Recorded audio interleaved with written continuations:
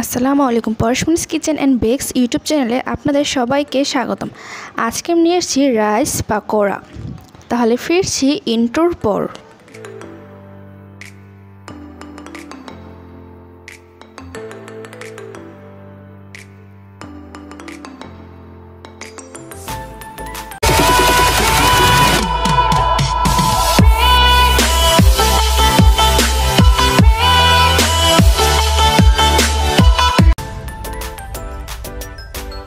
প্রথমে আমি একটি বোলে 1 কাপ পরিমাণ ভাত নিয়ে নিচ্ছি। এর মধ্যে দিয়ে দিচ্ছি পেঁয়াজ কুচি, টমেটো কুচি, কাঁচামরিচ ও ধনেপাতা কুচি, দিয়ে দিচ্ছি একটা ডিম, স্বাদমতো লবণ, আধা চামচের একটু কম মরিচের গুঁড়া, আধা চামচের মতন হলুদের গুঁড়া, দিয়ে দিচ্ছি 2 টেবিল চামচের মতো টমেটো সস। এখন সবগুলোকে ভালো করে মিশিয়ে নেব।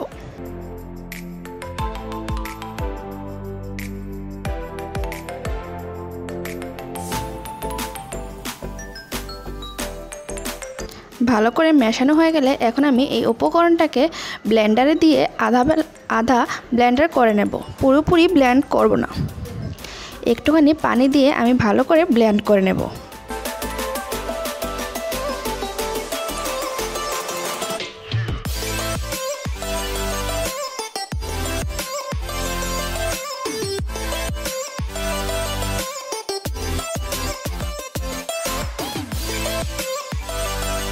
ব্লেন্ড করানো হয়ে গেলে এখন আমি এর মধ্যে দিয়ে দেব 2 চামচ চালের গুঁড়ো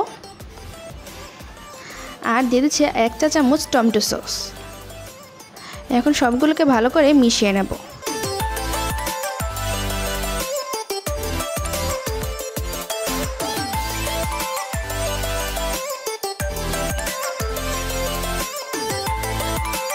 মেশানো হয়ে গেলে পাকোড়ার জন্য আমার পুরটা রেডি হয়ে গেছে। এখন আমি কড়াইতে তেল গরম করে পাকোড়ার আকারে এই পুরগুলো দিয়ে দেব।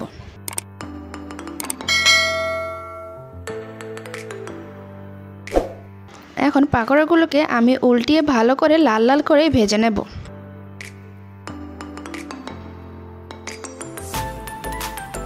লাল লাল করে ভালো করে ভাজা হয়ে গেলে এখন আমি পাকোড়াগুলোকে তুলে নেব। তো তুলেই নামিয়ে গরম গরম পরিবেশন করুন রাইস পাকোড়া।